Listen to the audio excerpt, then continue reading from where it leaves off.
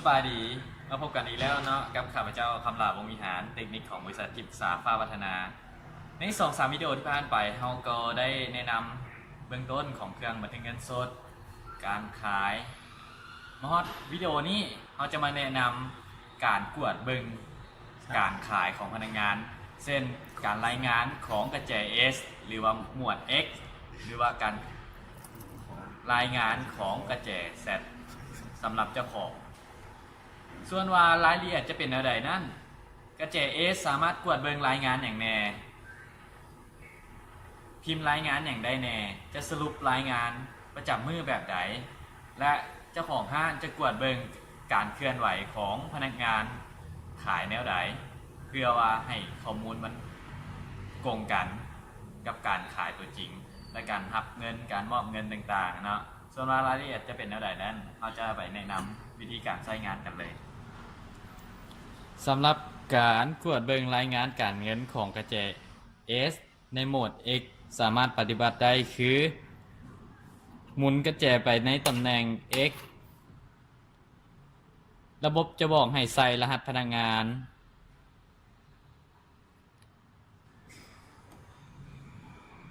รหัสผ่าน6ตัวเลขนะแล้วกดแคทจะเห็นรายการต่างๆของการ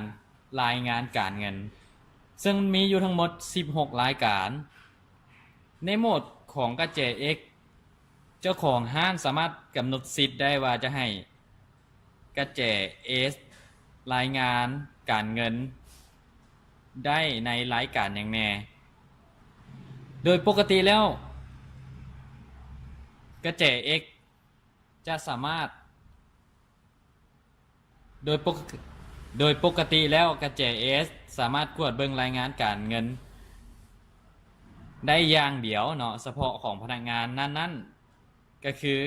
การรายงานพนักงานขายเพราะว่ามันจะพิมพ์ออกมาตามรหัส ID ของพนักงานแต่ละคนแล้วในส่วนรายงานการเงินอื่นๆแมนจะเป็นของผู้คุมเวียกหรือว่าเป็นเจ้าของห้างสมมุติว่ารายงานการเงินประจำวันคือรายการทำอิฐนี่จะเป็นรวมหมดมือเลยเนาะในเรื่องของการรายงานแสดงว่าเป็นผู้คุมห้างหรือว่าเจ้าของห้างเนาะเป็นคนรายงานเพราะว่าจะเป็นรายงานเงินประจำวันประจำเดือนรายงานเป็นหมวดหมู่รายงานเป็นหมวดหมู่แต่เป็นประจำเดือนในบทนี้เขาจะมาอธิบายแต่เฉพาะในเรื่องของการรายงานพนักงานขายเพราะว่าสิทธิ์ของกระแจ S ในการรายงานโหมด X สามารถใช้ได้การรายงานตัวเดียวเวลากดเข้าไปกดเลือกโดย Cat จะเห็นสุทธิจำนวนขายทั้งหมดเนาะมีเท่าไหร่แล้วก็จำนวนเท่าไหร่การกระทำถ้าสามารถพิมพ์ออกมาได้โดยการกดปุ่ม Cat อีกครั้งหนึ่ง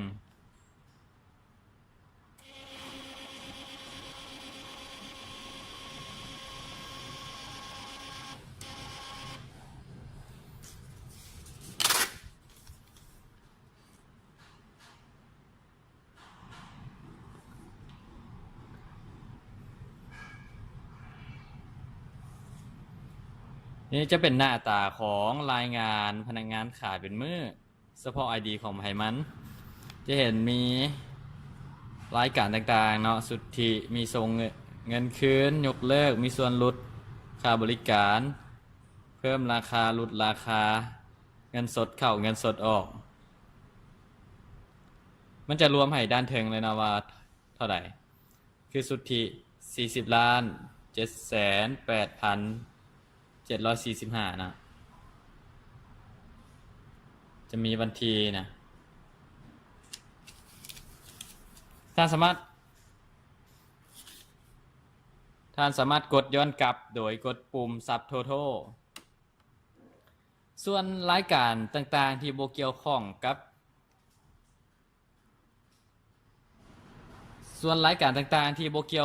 กับกระแจ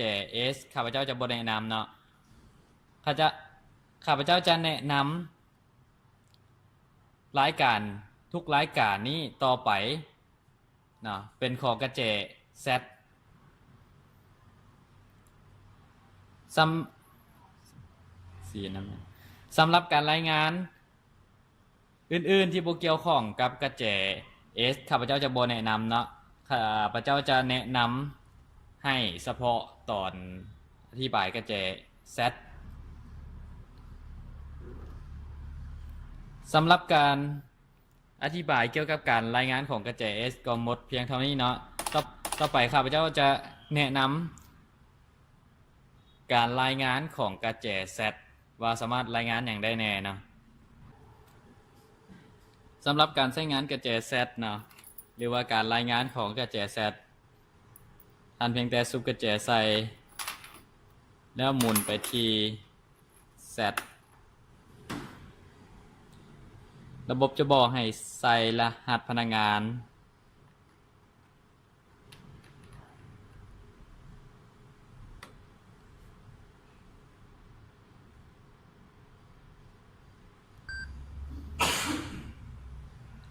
เวลาท่านเลือกรายงานการเงินแล้วท่านเลือกแคทกดแคทเข้าไปท่านจะสังเกตเห็นว่าสุทธิคือยอดขายมีอย่างต่างในนี้ท่านสามารถกดแคทเพื่อให้ข้อมูลนี้บันทึกไปยัง USB แล้วให้เครื่องปริ้นออกมาหลังจากที่ข้อมูลถูกส่งไปหา USB แล้วข้อมูลทั้งหมดจะถูกลบไปเพื่อเตรียมพร้อมในการสร้างรายการขายในมื้อถัดไปเพื่อบ่ให้ตัวเลขมันซ้ำกันนะการกดส่งข้อมูลโดยการกดปุ่มแคทแล้วรอท่าเพื่อให้ระบบทายโอนข้อมูล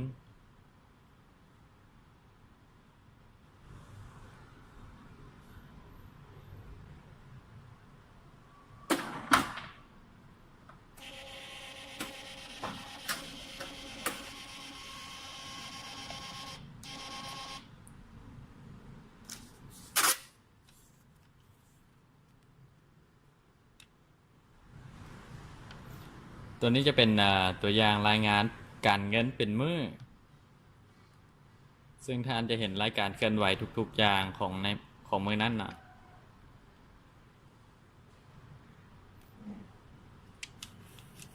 ต่อมาเขาจะไปเบิ่งรายงานรายการอื่นนะกดย้อนกลับส่วนรายงานการเงินเป็นเดือนนี้เขาจะใช้สำหรับรายงานท้ายเดือนนะอย่างเดียวในทุกๆมื้อท่านต้องได้มารายงานทุกรายการที่มันเป็นรายงานการเงินประจำวันรายงานเนี่ยต่างๆที่มันเกี่ยวกับประจำวันท่านต้องได้มาพิมพ์รายงานเพื่อให้หน่วยความจำลึกข้อมูลของมื้อนั้นออกเพื่อเก็บพร้อมสำหรับมื้อใหม่สำหรับการถ่ายโอนข้อมูลและการพิมพ์ใบเก็บเงินก็เฮ็ดคือกันทุกขั้นตอนโดยการกดปุ่มแคทเข้าไปแล้วกดปุ่มแคทอีกครั้งหนึ่ง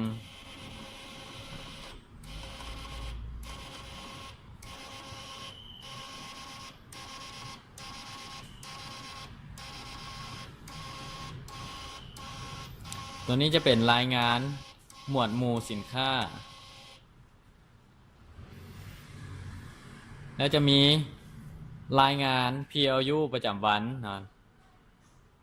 รายงานพนักงานประจำวันในนี้เวลาท่านเลือกเข้าไปรายงานการเงินท่านจะเห็นรวมว่าพนักงานทั้งหมดมีจะคนแต่ละคนขายได้เท่าไหร่รหัสของพนักงานต่างๆท่านต้องการถ้าท่านต้องการพิมพ์ท่านก็เพียงแต่กดแคทนะถ้าบ่ต้องการพิมพ์ก็กดย้อนกลับออกไปโดยปกติแล้วทุกๆมื้อต้องได้พิมพ์จะมีพนักงานขายตามรายการสินค้ารายงานประจำชั่วโมงรายงานการฝึกอบรมกรณีว่ามีพนักงานใหม่เข้ามาแล้วท่านเปิดโหมดฝึกอบรมให้เขานำไส้ท่านก็สามารถกวดเบิ่งได้ตัวนี้จะเป็นรายละเอียด รายละเอียดทั้งหมดของการรายงานการเงินเนาะท่านสามารถส่งข้อมูลออกไปหา USB ได้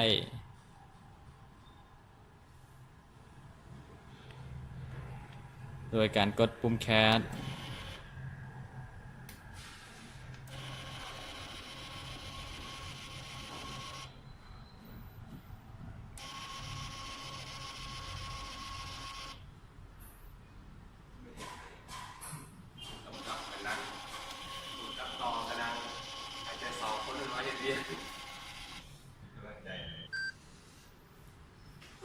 ทั้งหมดนี้ก็จะเป็น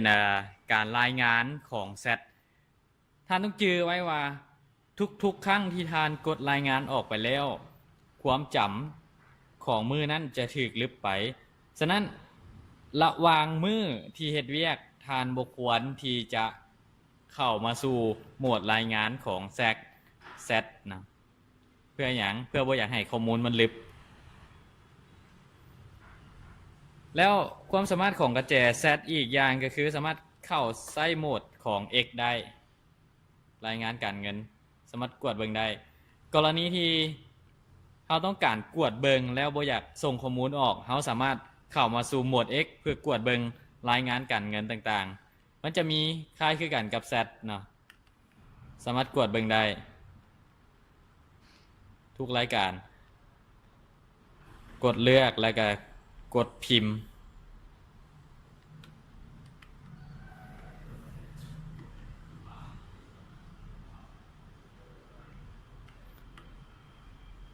มาวันนี้การนำเสนอการรายงานของแซดก็หมดเพียงเท่านี้ขอขอบใจทุกท่านที่รับชมวิดีโอของพวกเรา